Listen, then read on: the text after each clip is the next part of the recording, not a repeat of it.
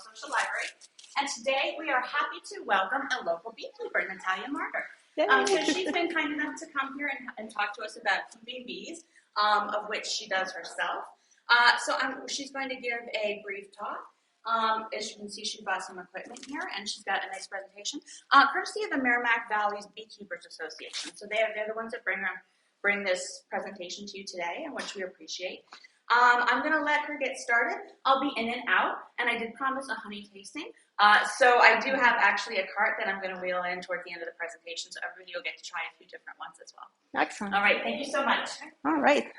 So my name is Natalia, as you all know. I'm local to Hollis. I've been living in Hollis for about 10 years.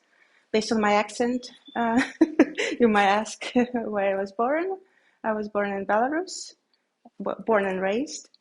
So here I live with my husband, Josh, and two our boys who are already actually out of house. But anyways, for day job, I'm an engineer. I do software development for a large corporation, and so do cybersecurity. And it's why I do beekeeping. It's a great outlet to wind down after the difficult day at work and have this interesting pet, right? Unusual one. But anyways, let's get rolling. I guess. I don't know how to. Want me to advance it? Sure. This one? There we go. So, maybe we should dim the lights. What do you think?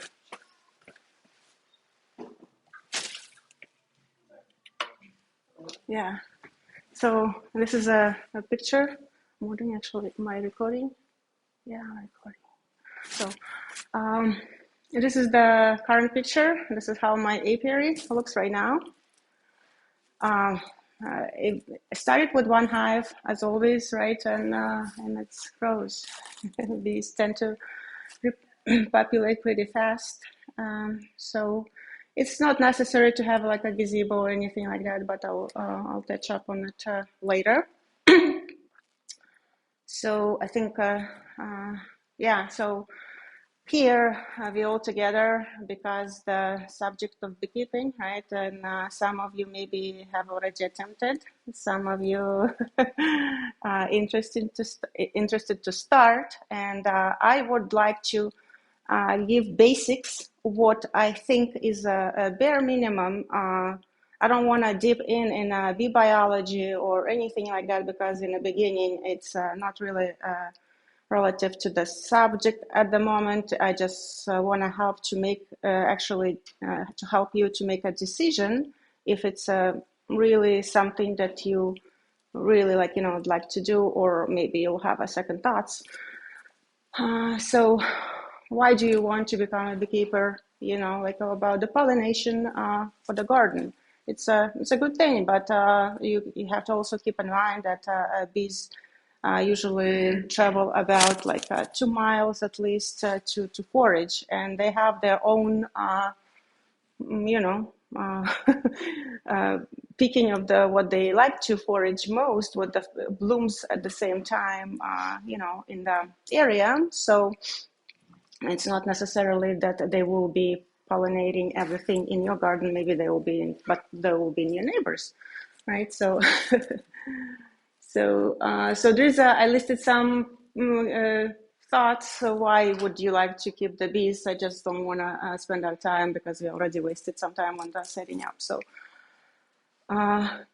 as I said, the goals for this class, I would like to point out the pros and cons, I guess, right? So.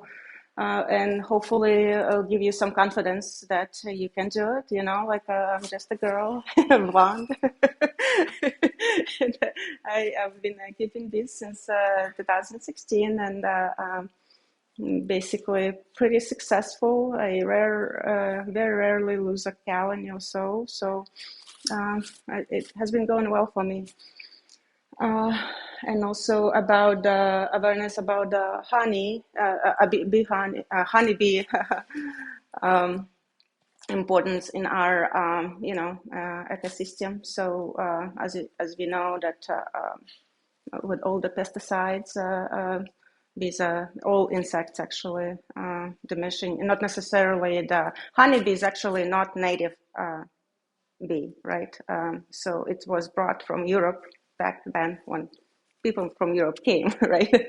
So, but if you're interested per se to have just pollination, mason bees would be native bee, and they would do the same pollination, right? But you won't be able to harvest any honey out of it.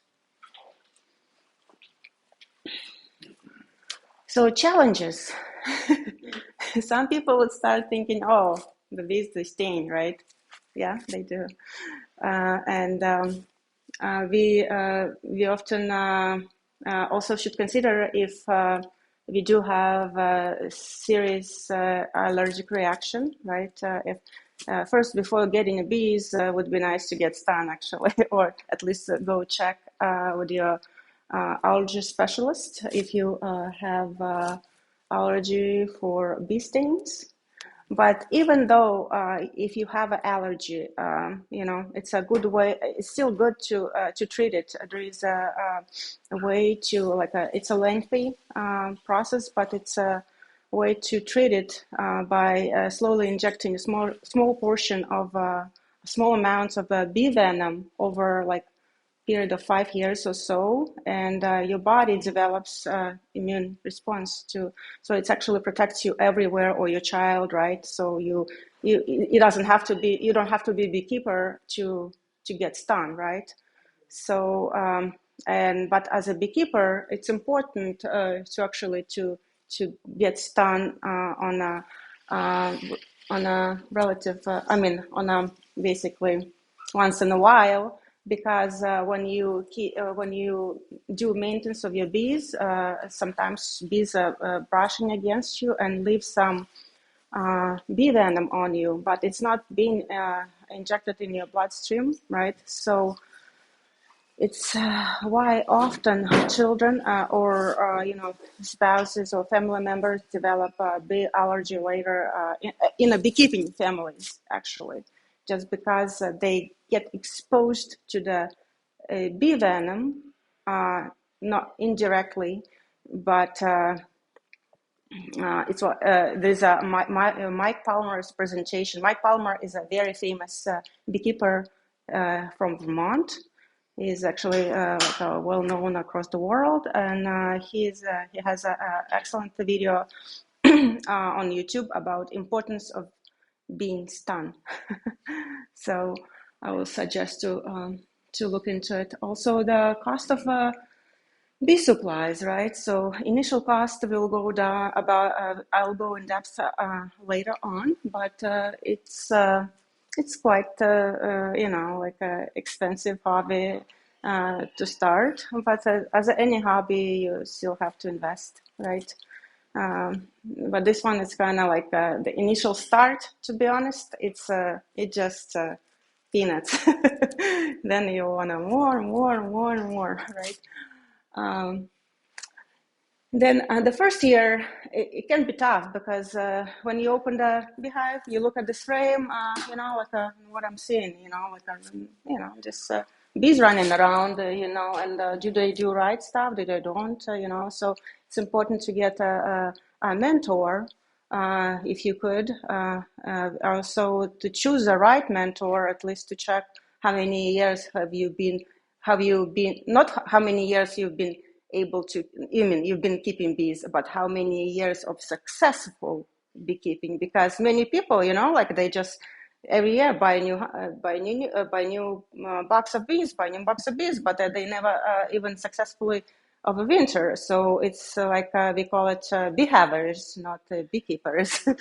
So you just sort of have that title but a learning curve is pretty steep in beekeeping. It's not like comes overnight. It's it's harder to read than your chicken per se, right? Your chicken got sick and you sort of like see, but a bee colony, it's entire organism, right? So one bee it's not really important. They act and do everything as a whole. It's like we humans should really look up at them, how they actually, everyone has its own responsibility and everything is, but if something is broken in this whole, then it's a problem. And often that problem, it's really difficult to figure it out, you know. So it's why a mentor who was able to overwinter at least 2 years in a row, I mean, 2 years of winter bees, it's good enough. But if there is no one, at least, you know, like get whatever you can. Beggars not choosers. But if you join our local bee club, which I highly suggest, I always talk about it. We usually try to figure out how to help if someone desperately need help with the beekeeper, with any beekeeping, issue, or like a mentor. So the bee diseases. Parasites. This is the varroa mites. Probably as everyone heard about it. The major concern right now. It's manageable if you actually take time to manage it, because it just can decimate your colony too. And there's no chance for it to survive because it's out the insides of the bees over the winter. Then next one, planning for your bees. So you also want to check ordinances of your, if you live in some kind of, you have a homeowners association, right? And if it's allows to keep bees, because for example, I know a friend of mine, a very good friend of mine, he just had to give up with beekeeping because suddenly someone complained, and in bylaws there was no there was like a very vague clause about livestock, because you cannot really keep livestock, and the bees considered to be a livestock. So, like your chickens or whatever. So then, if you squared away you clear in that department, then you try to figure out where you're gonna put them, right? You don't want to put them on your patio because you don't want to be on a bee highway, because they have their highway, right? They go get the food and they drive straight up, right? So you want to either, if it's a restricted area, you want to erect a fence, so they figure out how to do that and fly away right up and much higher than they would normally without the fence. But it's better to put it somewhere where it's not facing neighbors per se, or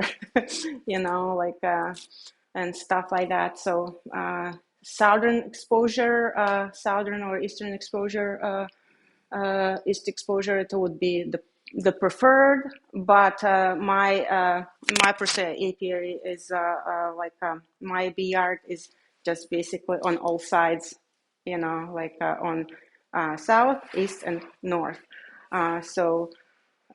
And they do basically the same. As soon as it's not, and also you want to try to kind of have somewhat sheltered area, but not too much shade, because too much shade also can cause different issues like excessive moisture, and then different root diseases. So extra moisture in a hive is not always a good thing. And also natural water sources is a excellent bonus, or you need to set up like a little, maybe kiddie pool or something. Consider to set up like somewhere not close to the your beehive, because in approximate distance, like maybe like to the end, not like at the beginning of that cemetery, right? The wall. The bees first, when they get out from the hive, they defecate first. So this is like a bathroom area. So you don't want to put the water source right there. But for some reason, many beekeepers, when they start, they always kind of like, okay, I'm a good mama, right? I want to put right there next to you, so you don't have to bother and fly away so far to get that water. But this is opposite sort of. And try to set it up as soon as you get the bees. So before you get the bees, because especially if your neighbors have pools, that's a real. For some freaking reason, they just like swimming pools. It's just unexplainable. We have neighbors and they have pool and apparently, like, despite that I have set up a water source and everything, they actually called and they sprayed everything around the pool. So and I see that, man, that's a lot of bees, like so many dead bees, I'm losing, and I can clearly see that it's a pesticide poisoning, because when they die, their tongue sticking out, they sort of like their insides coming out from them. So you can see how they twitch lethargically, and I posted, you probably, I don't know how many people from Hollis, but it was like last year or year before, I posted even on a community page, about wow, is anyone because it's fairly far, clearly far away from farms, because they don't really fly more than 5 miles, but rarely far. They usually find something closer. They also don't want to waste their resources to fly far away, right? So, and then as I accidentally learned that happened to be my neighbor, but they just didn't know, they didn't know any better. If they would tell me, they would have to just close the pool for just a couple of days, put the cover on for a couple of days, and bees usually forget the location. It's like a bear, right? When once it gets in your chicken coop, it will be coming over and over and over. The same with the bees. So bees learn. Also, they can relearn, maybe fly to another neighbor's pool. So yeah. And also, it's nice to have flowers, of course, even though I kind of started on the not so negative note, but I always try to keep all the flowers possible in my yard. I love gardening. And there's like a book of explains really nicely how much nectar, how much pollen a plant has. And, and you can choose based on this, per se, information. Yep. And then, so next, after you decided where you okay with the location, you okay with, all right with the water source, and now which hives to choose? There's several different type of hives, right? So there's one strong is the most popular one, right? It's what I even don't want to go into another varieties of hives as of right now for the Beekeeping 101, because you sort of like subjected to my personal opinion that if you want to start, you need to start and learn from this one. Then you can get a wire or like a horizontal or flow hive, like you name it. You can. There's several styrofoam hives, varieties which people believe that it will save my bees. I will have them over winter. But I don't even wrap my hives most. The year before I didn't even wrap my hives for the winter. It's not about you still won't be able to keep them fully sealed, right? And you cannot keep them fully sealed. It's always about health. If they're healthy, have enough sufficient food sources, that's it. They sort of protected in a sheltered area. That they I usually use, this year actually experimenting with a sarin wrap, just per se, just only for windbreak, basically, because they don't like drifts and moisture, of course. So yeah, so this is information on the hive.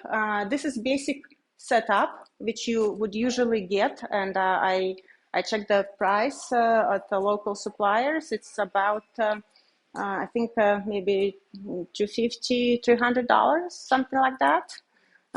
Right? Yeah, I haven't bought for a while for the, I mean, I usually buy only now, like I only buy extra boxes or frames. But set up with the frames, so this, you don't really need the stand. You can just put, have it higher up from the ground. So, you know, like no, like, you know, ants will still get in, but it's somewhat, the water won't be, you know, splashing on it. So, you know, like, so some people even put like a two cinder blocks and a 4x4 sliding in between. So it's make like just very quick and dirty, sort of speak, stand. Uh, yeah, so I wouldn't suggest to put. Some people put on you know, those pellets, shipping pellets. I don't think that it's more like a tripping hazard around, walking around, and you can, you know, like I wouldn't, and it's, in my opinion, it's not too high. I mean, it's still kind of too low to the ground. Commercial beekeepers do it very often, but they usually put like four hives next to each other in the blocks. So, and then it's basically this entire pallet is occupied. So then you would have this the other, except queen excluder is optional. You don't really need to get it, but I use it primarily for when I making queens. So or I doing splits of my hives. So this is when I use a queen excluder. But also there is it's used so the queen won't get in a super box. Super boxes, it's called because honey supers. It's where the honey being stored, because usually the first this one is a deep, right? So usually it's a two deeps and two supers set up, right? So usually in a two deeps where the family, where the brood is being built, right? And then after they done with that business, they go up and do store their honey for the winter. So then next you would get some protective gear, some tools, and yeah, smoker is the kind of is a must to have, right? Hive tools is a must. Bee brush, you can actually even get a like, you know, a feather, long feather if someone hunts, you know, like a turkey feather. So I kind of like it, works better than a bee brush. Gloves, I personally like to use this medical grade gloves. They much thinner, like maybe like a 5 to 8, like maybe 8 microns thickness, you know, like I think mine. Yeah, or the ones that you buy, you can order for, you know, the mechanics, you know, they're more thicker, but still not the ones that, you know, because the beekeeping gloves, they really like big, you know, like you, and often you don't really need that much protection. But you must have veil, at least a veil, you know, because if you get stung in the eye, you're blind, done.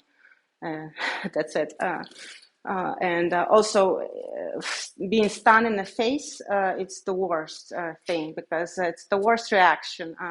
Once I got a bee accidentally in my veil. I don't know. Okay, sometimes I have a bee suit, so sometimes I zip it up and then I probably didn't close nicely because I just rushing or whatever. And she got inside and she stung me I think somewhere here. I couldn't work for 3 days, like just because I couldn't open my eyes. it was just, like a pounding pain. But if I get stung anywhere else, it's not big deal at all. But face, it's absolutely sensitive area. So protect your face. You need it. You'll thank me later. So yeah, the frame rest is this one is optional. So it's kind of like when you do inspection, right? Because when you do inspection, all this box filled with the frames, right? Fully. So you just go. So when you're starting, you just So you checked there is no queen, so you kind of like put it here aside, and now you have a more room to work through. So it's why I kind of think that the frame rest is a pretty good thing to have, because putting you on the ground, and if you miss the queen, she might crawl out and you might step on it, and that's it. $40. Get a new one, right? So, yeah. Where to get bees? So there's a few options you can have to acquire bees. Buy a package. Packages come you can even order by mail, right? I often order my queens by mail, so they arrive to the post office, and then mailman dressed up in a bee suit comes up, wheels out your bees and stuff. I've never actually seen it, but I've heard that story. My queens usually just is in a box, so, and they just quacking. That's it.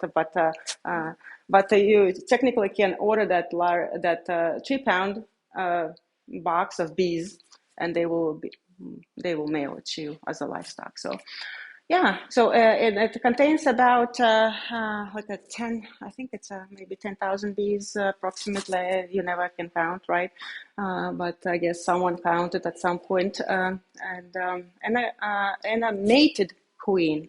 It's important to have a mated queen. So mated meaning that she went on a mating flight, and so she became fertile, and she can lay now fertile and unfertile eggs.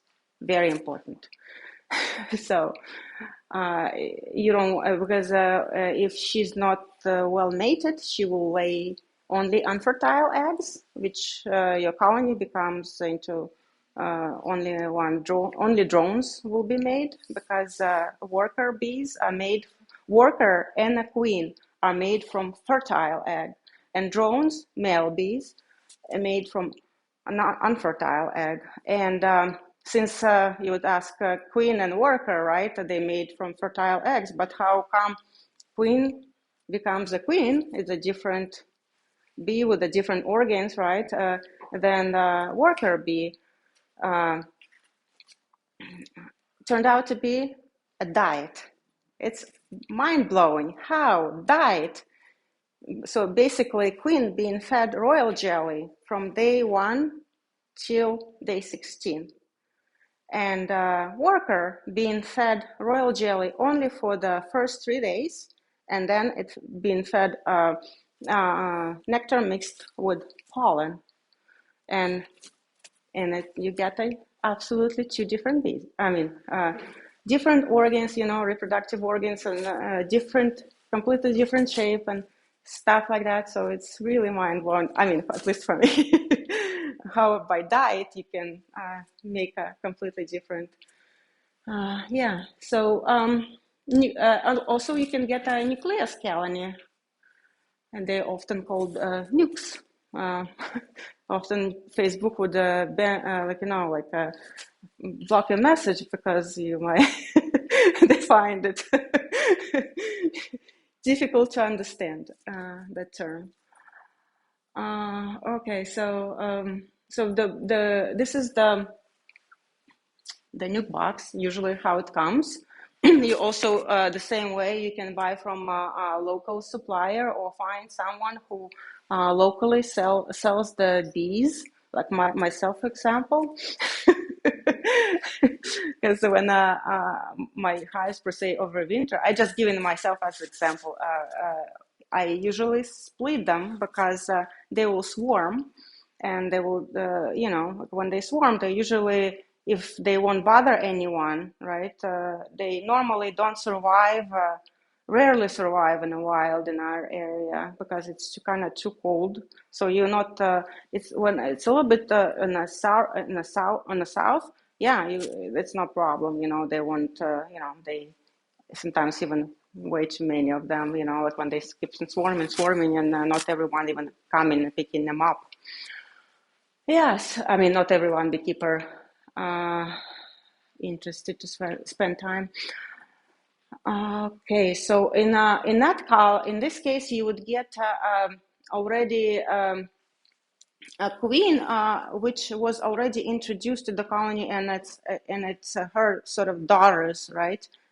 And sons, I guess, some, and she was already laying, and it has a brood, in the different stages. In packages, you would get a mated queen, but basically how they make the package, right? They have a field of bee yard, like a bee yard, right? So they have a special tool. They shake bees from all sorts of colonies. So it's kind of like an orphans, sort of speak, and they stick in completely different. I mean, they're just a mated queen, but in a cage like this. Put it in. So when you installing, you need to let them sort of to adjust to learn and accept her pheromone. So she has to stay caged for like at least I don't know, like maybe 5 days, 3 days, in order to get accepted. And they usually eat out this sugar candy which being plugged in here. And sort of sometimes they release on their own. If they don't, you just come in and open the cage and let her out, because staying too long in a cage, it's also not a good thing. Difference between these two, the price, right? So it's much less expensive to get on the package, and package probably around 175, 180, and a nuke about 230, something like that. So yeah, or you can catch a swarm. Freebies are never free, by the way. Never free. Yes, but then it's actually I did a few times. Look, this picture is the swarm I caught. So I housed it and I overwintered it, and often people say that fall swarm. I forget that proverb. I mean, there is a saying. So like when you catch a swarm later in the season, it's not worth anything because they actually didn't build up anything. They have to make comb like that per se to make 10 pound to make 1 pound 10 pounds of wax. I think you need to spend 50 pounds of honey, so it's pretty expensive on their side. How did you catch that? Huh? How did you catch it? You know how they catch? So actually, usually like you in a group, right? So you would either someone calls you, right, or you set up swarm traps. So you set up them. You just need there's so many resources how to. You set up in areas like usually it's really high up because they kind of like to be high up, and put a bait like there's a you can buy a bait which has a queen pheromone, or even if you don't want to buy a bait, you can just use a lemongrass oil which imitates this smell. So you can just, not too much, of course, but just a little bit of that lemongrass oil inside. And so I actually caught using both ways. Once this one is someone called me, and I went and I actually just got it put it in a box and hived it and took it home. And another one I put it in my yard, not my yard, but in the woods, because we have our house is located close to the woodland area, and it's where I put my swarm trap. So just keep it there, check once in a while and see. Swarming usually starts sometimes in our area. It starts around beginning April, as early as the beginning of April. It's crazy. Sometimes when a colony comes out from winter really strong, days, once even my own hive, I didn't even expect that it swarmed on my on my pear tree right next to, like, good thing it was a dwarf. So I put it in. I brought the box on the stand, so I shook them, and as soon as I saw the queen, so I put the queen in the cage, right? So it's important to have a queen. So even when you get a swarm like this, you shake it, and you need to look and see where the queen, because if the queen didn't get in a box from the shake, they don't care about your box, They care about the pheromone of the queen. So so you just when they swarm, also another downside that they put her on a diet so she can actually fly, right? So she much smaller than a regular when she's laying. When she's laying, she's fed well, she's like a all good lady in good health and stuff. So she can lay, a lot of eggs. So she basically lays like 50 seconds out of 50 seconds out of 60 seconds, right? And 10 seconds it takes for them to groom her, feed her, and repeat. So sounds like slavery, huh? And it sounds like a queen. Oh, she's the queen, right? But she's not really the queen. The workers who decide what she's gonna do. The workers are the brain. She's just an instrument, basically. So yeah, so it's why it's pretty difficult to find her in that swarm, because before swarming they're already planning it, right? So they start making those swarm cells ahead of time. So and if you came to your hive and you see that swarm cells are capped, so that's it. You too late to the party. You're half of more than a half. The downside for the swarming for the beekeeper that they take majority of the population with them, because they think that it's dangerous for them to be somewhere without a house, like with a temporary house, because whatever scouts find, right, it's not always a safe spot. But before leaving, she lays like crazy. She lays a lot of eggs, so she leaves a lot of brood, but you're still losing more than a half of population. So it's why it's kind of like important to, in this case, the hive probably won't make much honey at all. So it's, in this case, if you notice that they start making a lot of drone brood, it means that they're going to swarm soon. In this case, you will try to do the, and you see that that's a lot of bees, and the hive is sort of like, booming, and so you will try to make split then. And how to make splits, it's a different story. It doesn't include, yeah. Next one, protect your investment. After you've done all that work, you size the yard and everything, you must I beg you, buy an electric fence. So many cases in our area, they just, and the worst part that as soon as they come, it will come back and back and back, and then not always, because it's not always touching with the nose, right? It's also often not enough in power. You can just charge through and, and still break through. So it's why it's often people suggest to put a little bait on fence, like a bacon. So when they come and they touch you with the nose, and they like, oh man, I don't want that honey, right? So yeah. Next, treatment for varroa mites. Many people think, oh, I'm gonna do treatment-free beekeeping, right? So they will develop immune response to, or whatever, to varroa mites.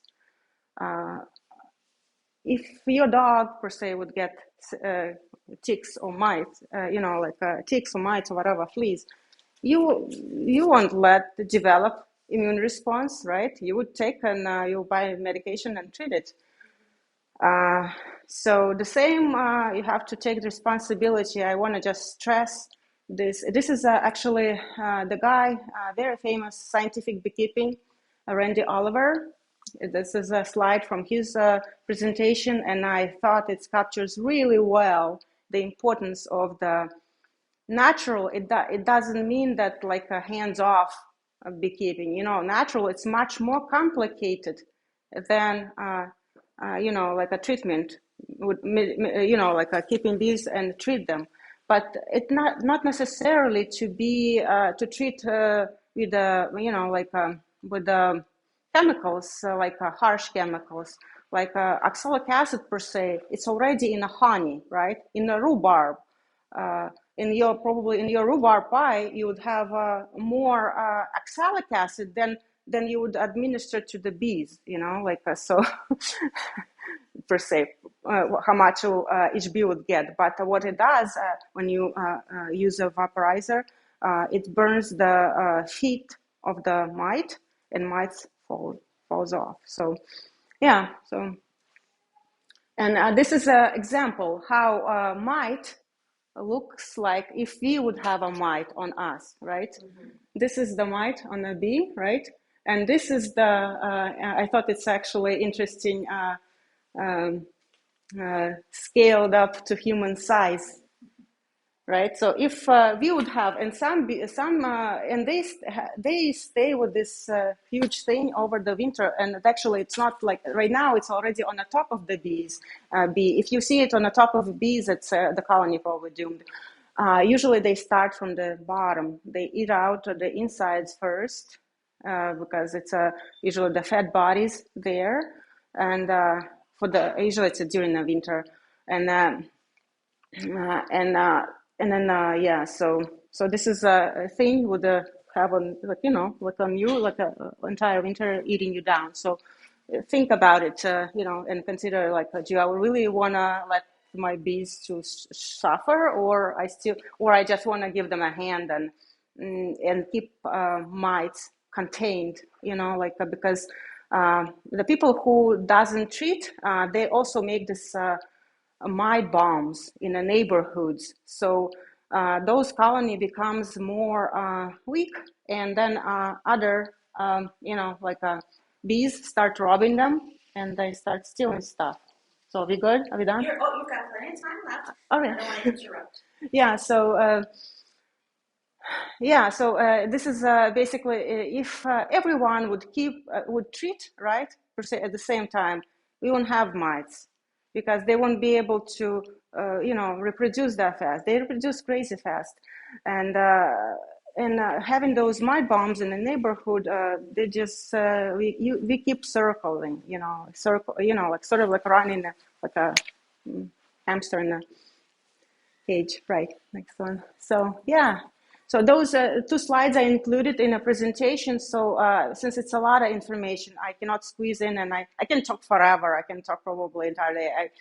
I just love to talk about bees. So next. So this is two slides from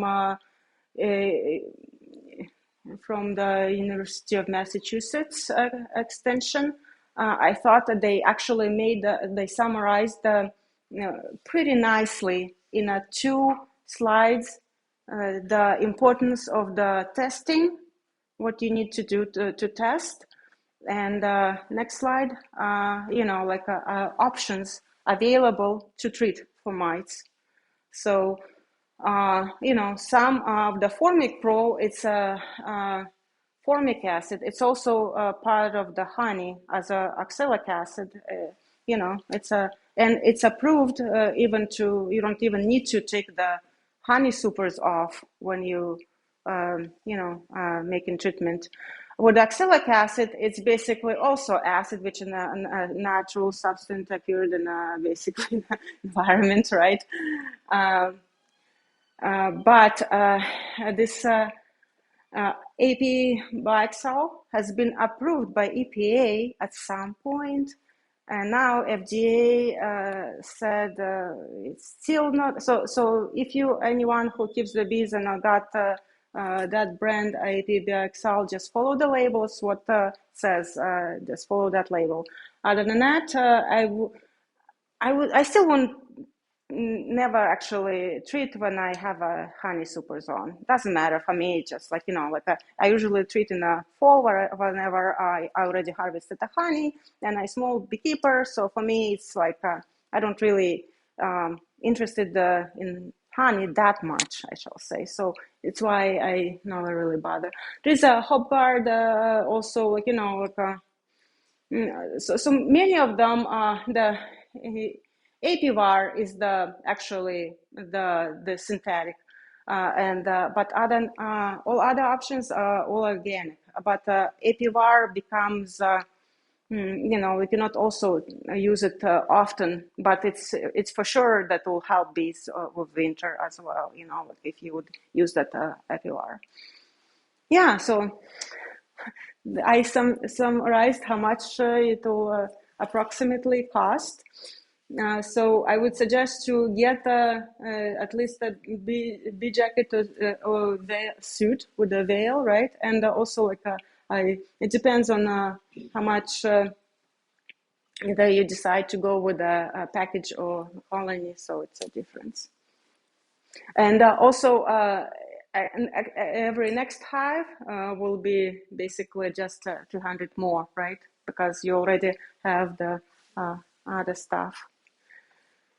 Yeah, so and many people suggest to get 2 hives at once because it's much easier to maintain. In my first year, I was very I wasn't sure, so I got only 1 hive. I got a 1 package. I ever only got a 1 package. I even probably forgot how to install it. I only did 1, so I never bought the bees again. And then I kind of understood why people over the years, and I would suggest to get 2 hives because you all, as someone said, you can fix anything in a beehive with a frame of brood. With a frame of open brood, a young open brood. So sometimes, you become, 1 hive become queenless. You can, you can take a frame with a very young eggs, put in the other hive, and they will make a queen. Mm-hmm. But because they only can make a queen when it's 3 days old. The egg is 3 days old. Remember I told you that the diet will be different after three days? After 3 days, they cannot make queen anymore, and they doomed. And the lane worker situation will occur. Lane worker, it's kind of like at the last resort when bees trying to, do something, and and then worker starts developing ovaries. But since it's only she only can lay not non-fertilized eggs because she never went on a mating flight, right? And so yeah, that's about it.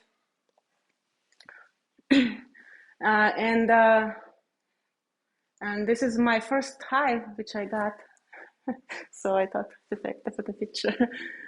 And I think we're good for now. I think we can stop. We should stop here. I have a bunch of more slides just in case I didn't time myself.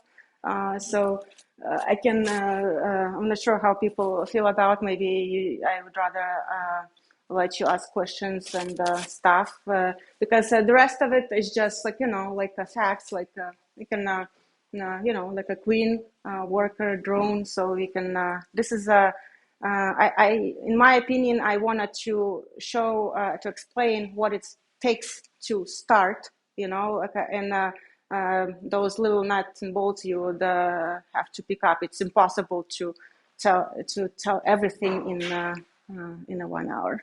Yeah, so we can just the queen, she lays a lot of eggs and lives about. Yeah, I actually have one queen. She probably like a 5 years old, and she has her wings almost like she's my favorite. So and her wings probably she won't be. I'm not sure if she'll be able to swarm even because her wings all deteriorated almost. Yeah, the drone. Drone he mates. Their entire purpose to mate with the queen. So they have a drone congregation areas set up during the spring. The guys hang out and waiting for girls. Girls comes out. She mates with at least sometimes people say 10, 20 drones can be. I think it's exaggeration. And then after mating, drone dies because during mating his part being ripped out accidentally. So. And yeah, that's and then workers they work. It's I often say we when we work too much, we're wearing our bodies. So they during summer they usually live only for 6 weeks.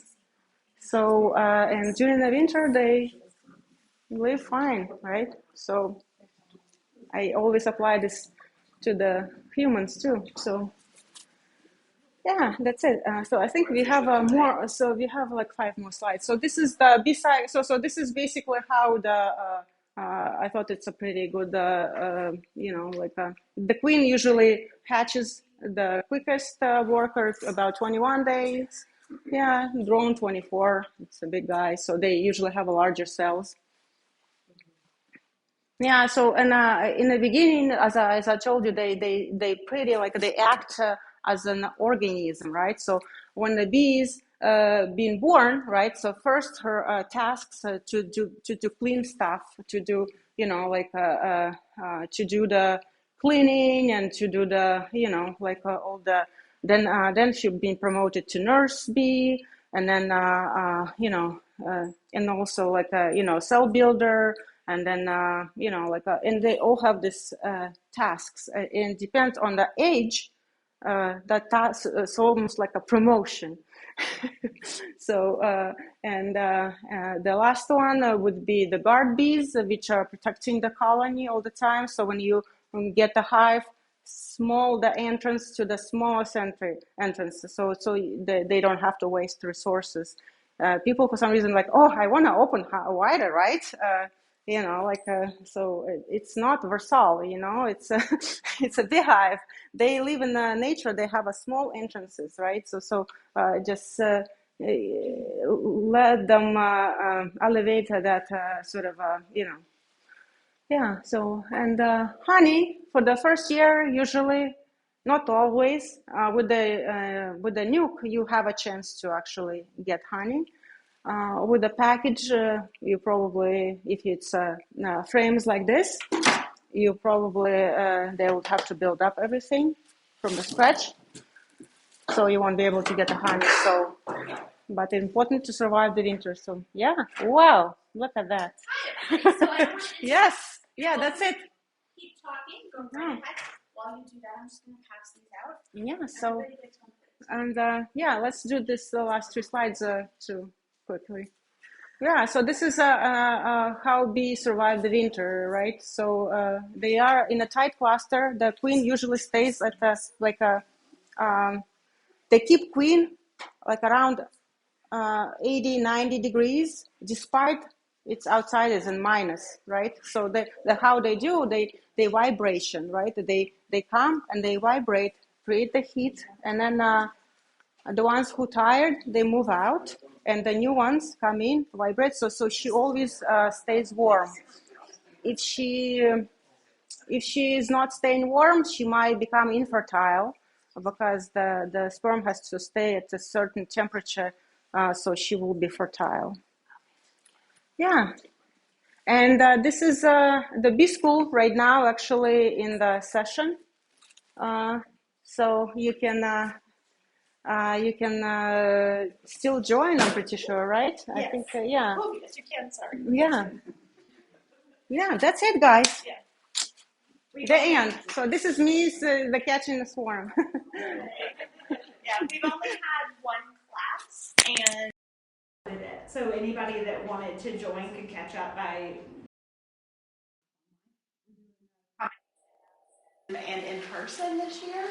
So we kind of, it's really nice to have it in person because you can meet people, even new beekeepers, and be like, hey, I have a question, or building up those relationships. It's really important. I can tell you personally, I've called her more than a few times about like what is going on, like what is happening. So yeah, it's a steep learning curve. So, but the goal is keep learning. It's actually a great hobby to have because you always your brain will stay in shape. They always never do moment, so to speak. Okay, so let's